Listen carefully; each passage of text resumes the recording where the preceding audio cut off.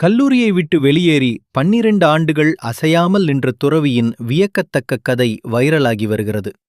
தனது பல்கலைக்கழக படிப்பின் போது ஆன்மீக விழிப்புணர்வு ஏற்பட்டதாக கூறும் ஓர் இந்தியர், கடும் துறவரத்தின் மூலம் இந்து தெய்வமான சிவனை காண முடியும் என்ற நம்பிக்கையில் சுமார் 12 ஆண்டுகளாக ஒரே இடத்தில் நின்று வருகிறார். தற்போது அவரது கால்கள் வீங்கி கருத்திருப்பதால் இணையவாசிகள் மத்தியில் சந்தேகமும் கவலையும் ஒரு சேர எழுந்துள்ளது. துரல்கிரி ஜி மகாராஜ் என்ற அந்த நபர் இளம் வயதிலேயே பல்கலைக்கழகத்தை விட்டு வெளியேறி தன்னை சிவபெருமானுக்கு அர்ப்பணித்துக் கொண்டார் என்று செய்திகள் கூறுகின்றது. உடல் ரீதியான கஷ்டங்களை தாங்கிக் கொள்வது ஆன்மீக ஞானோதயத்திற்கு வழிவகுக்கும் என்றும் அதன் மூலம் தெய்வீகத்துடன் தொடர்பு கொள்ள முடியும் என்றும் அவர் நம்பி, அவர் ஒருபோதும் உட்காரவோ படுக்கவோ மாட்டேன் என சபதம் எடுத்துக்கொண்டு இதை செய்துள்ளாராம்.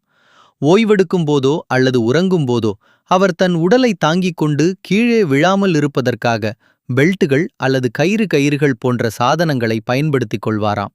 இது அவர் ஏறக்குறைய நின்ற நிலையிலேயே சிறிது நேரம் ஓய்வெடுக்க உதவுகிறது.